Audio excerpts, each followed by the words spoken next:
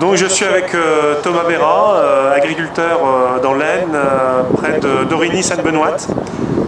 Thomas, on est devant un Amazon, un UX 3200, c'est ça? C'est ça, oui, UX 3200, oui. Vous l'avez depuis quand? Ça fait 1 an que nous avons ce pulvé. Alors qu'est-ce que vous traitez avec?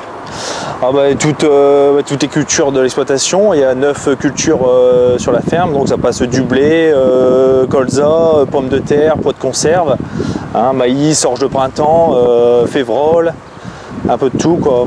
D'accord. Avec des parcelles qui sont relativement éloignées, c'est ça? Oui, il y a 3 sites distants de 15 km et 30 km, et parcellaires quelque peu morcelés quoi. D'accord, ok. Alors l'Amazon UX 3200 a remplacé quel pulvérisateur? Alors il a remplacé 2 pulvés, un automoteur Matro M44D 140 36 mètres et un pulvé Berthoud 36 mètres. Qu'est-ce que vous en pensez? Pour l'instant on en est très satisfait. Dessus on avait pris l'option pack confort, c'est-à-dire coupure du remplissage automatique. On programme sur la Matron Plus notre volume en cuve souhaité lors du remplissage, par exemple 2000 litres, et à 2000 litres il va couper automatiquement, bon ça c'est assez bien. Et après le rinçage au champ se fait automatiquement, et plus besoin de descendre de la cabine pour rincer le pulvé. Vous faites les séquences de rinçage donc une fois le champ fini, vous le faites directement depuis... de la cabine, il n'y a plus besoin de descendre pour rincer quoi. Après le gros avantage, comme on fait beaucoup de routes, c'est son gabarit compact là, sur 36 mètres. Le gabarit routier est vraiment compact. On n'a pas de rampe qui va au-dessus de la cabine. Ça évite l'égouttement sur le tracteur, ce qu'on n'a pas là. D'accord. Alors je vois en pneumatique, vous êtes en 460 85 1838. 18438. Ouais. Vous êtes avec cette pneumatique là toute l'année, Toute l'année, voilà. En petites roues on a arrêté, comme on fait pas mal de routes avec les grosses roues, c'est plus intéressant quoi, ça se coud moins sur la route. Après en betterave on est à 50, donc ça passe juste entre 2 routes de betterave. Il n'y a qu'en pommes de terre qu'on supprime 2 rangs de pommes de terre pour passer. D'accord. Alors, vous me disiez tout à l'heure, oui, le confort sur route est bon. Oui. Vous n'avez pas de suspension au niveau de la flèche. Vous n'avez pas de suspension au niveau de l'essieu. Non, tout se fait au niveau des rampes, c'est ça? Suspension, boule d'azote sur les rampes. D'accord. Et ça va bien, vous êtes content? Pour notre part, ça suffit amplement quoi. Oui.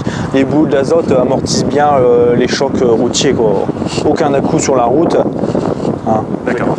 Alors au niveau du remplissage, on va regarder le remplissage. Donc le bac incorporateur, si vous pouvez le... Ça va, c'est pratique? C'est bien pratique, oui, il n'est pas trop lourd. D'accord. La vanne, d'accord. La vanne de remplissage, elle se fait ici. Donc c'est assez enfantin pour remplir. Hop, on bascule ici. Donc incorporation, ici. Ensuite, il y a juste une petite vanne ici à descendre là. Hop. On met notre produit. C'est quelle vanne? Ici, cette vanne-ci là. D'accord. Donc après pour rincer l'incorporateur, on a 2 solutions, soit rincer les parois extérieures, soit rincer notre bidon. D'accord. Et après en option, on avait pris aussi cette petite lance pour bien nettoyer les coins ou les bouchons. C'est bien ça, il faut prendre ça en option? C'est bien, oui, c'est bien pratique, bien utile. D'accord. Ok. Donc on va... alors les autres fonctions là au niveau du... Alors une fonction, une fois par exemple qu'on a fini d'incorporer notre produit en cuve, donc on part au champ, hop, on bascule sur mode pulvérisation. Ensuite ici ce mode là c'est pour quand on veut faire de la solution azotée par exemple, on incorpore en direct sans passer par l'incorporateur. Et ici si on veut refouler dans une cuve, si on a un surplus, on peut refouler dans une autre cuve. Et ensuite l'autre fonction ici, c'est les corners statiques, par exemple pour nettoyer, les gyroger Ouais. Et ici, l'option qu'on a pris, le dévidoir. C'est la lance à l'arrière pour voilà, nettoyer. Qui se situe à l'arrière est très, très pratique, par exemple lors de pulvérisation de challenge. Ouais. Quand on a les rampes bien jaunes, ça permet de bien nettoyer son pulvé, les rampes. D'accord. Alors, on peut régler le niveau de l'agitation en cuve, ici. Voilà, donc on peut régler ici manuellement le niveau d'agitation. Ouais. L'intensité. L'intensité, voilà, solution azotée, 0, et puis d'autres produits au maximum. D'accord. Ici, à droite, qu'est-ce que c'est là? À droite, ça c'est la vanne qui est gérée automatiquement donc, de la cabine. Par exemple, quand on veut rincer, ça va chercher l'eau dans la cuve de rinçage. Donc ici, la vanne va monter ici chercher l'eau pour rincer. Ça, c'est automatique en fait. Et le bouton à gauche? Si on veut reprendre en manuel, on peut appuyer dessus. Si on veut faire une manipulation en manuel, on reprend ici. D'accord. Le volume de fond de cuve est quasiment nul. Quasiment 0 litre. Il se vide très bien. Oui. D'accord. Ok. Et par exemple, bon là vous allez investir dans un phytobac. Si on veut vider complètement le peu qu'il reste, il y a une vanne qui se situe en dessous ici. Une grosse vanne là. Il suffit d'ouvrir et puis. D'accord. Et la vanne ici là sur cette vanne-ci. Celle-ci, ça c'est pour refouler ça. C'est le surplus. Il y a un module ici, vous avez un module de rangement des produits phyto. Alors bien pratique, oui, par exemple ici pour mettre quelques bidons. Hein, et puis ici par exemple pour mettre son masque ou des gants. D'accord. Bon, juste le petit inconvénient, c'est l'étanchéité sur la partie haute, c'est pas étanche à 100% quoi. Le remplissage de la cuve de rinçage. Donc le remplissage, on peut s'opérer par ici, par un tout petit tuyau. Hein, bon, c'est assez long. Donc ce qu'on fait, on remplit par l'autre côté où il y a une plus grosse ouverture. D'accord.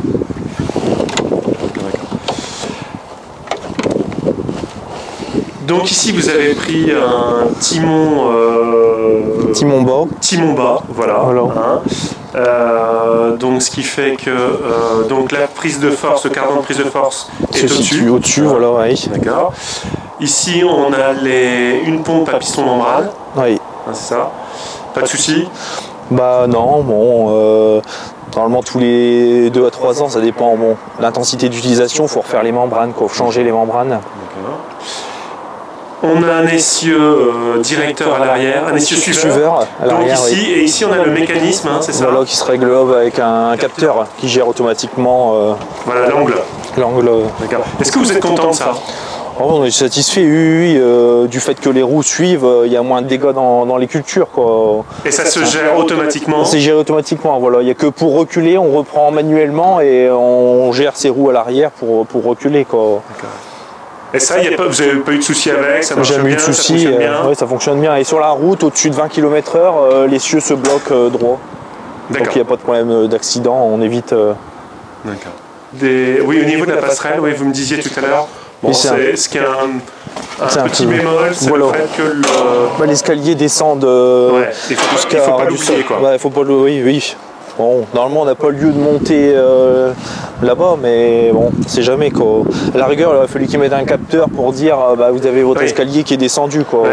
Parce que là si on avance ou on recule, ça fait mal quoi.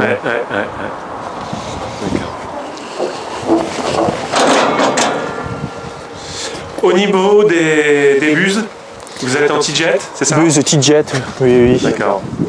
Vous en êtes content? Vous avez les buses 7 filets, c'est ça? Donc voilà pour l'azote, en gros débit 7 filets. On est content. Après on a du trifilet. Après on a les G anti-dérive. Et puis les G à fente. D'accord. Au niveau des G... alors, ici c'est les G, c'est ceux-là. Hein. L'anti-dérive. Ici c'est les anti-dérives. Et donc ça c'est les T-Jet... TTI, ouais. Vous en êtes content? On est satisfait, oui, si. C'est vrai que ça marche pas trop mal, que la répartition est bien faite. Ouais. Et sur chaque buse. Et vous l'utilisez pourquoi en fait, les TTI? TTI, quand il y a un tout petit peu de vent, on met ces buses là quoi. Et sur chaque buse, il y a un petit filtre. Et ça, c'est intéressant, ça évite de boucher carrément son jet, quoi.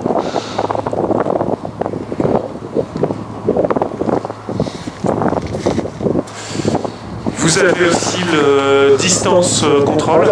Distance contrôle, oui, oui. Qui vous permet de... le suivi des rampes automatiques. Voilà. Ouais. Et ça, pour un 36 mètres, c'est vraiment confortable. Ça, c'est... Il n'y a plus besoin de se soucier de ces rampes. On conduit et puis tout est géré automatiquement. D'accord. Et quand on coupe la pulvée en champ, par exemple en tournière, il se relève automatiquement. D'accord. Okay. Alors qu'est-ce que vous avez comme en cabine? Qu'est-ce que vous avez? Alors il y a le boîtier donc à batteron plus pour chaque pulvée. En option, donc boîtier à batteron plus. Option, nous avions pris la Maclic. Et après nous avions pris aussi le joystick pour avoir tout à portée de main. Et alors c'est bien de prendre un joystick? Ah bah oui, toutes les fonctions là, sont là vraiment à portée de main quoi, en fait. Ça fonctionne bien quoi. Ah oui, oui. Et donc là nous avons investi récemment dans l'AMA Switch et coupure de tronçon par GPS qui n'est pas encore monté quoi, mais en cours de montage. D'accord, d'accord. Alors par exemple la séquence de rinçage au champ, comment vous faites? Donc c'est ça un peu l'inconvénient, c'est que c'est un petit peu complexe. Déjà la mise en route, hein, on y perd un petit peu son latin.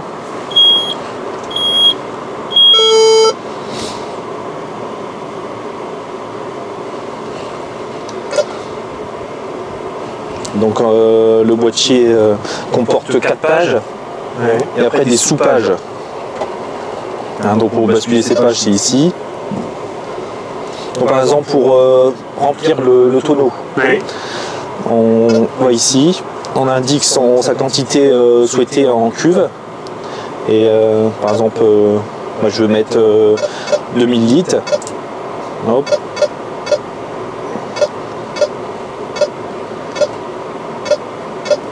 On confirme. Et quand il sera arrivé à 2000 litres, il va couper automatiquement. D'accord. Après pour notre rinçage sans descendre du tracteur, ici nous avons la page 3.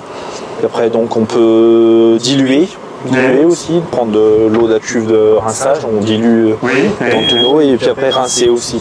D'accord. Et tout se fait automatiquement depuis la cabine. D'accord.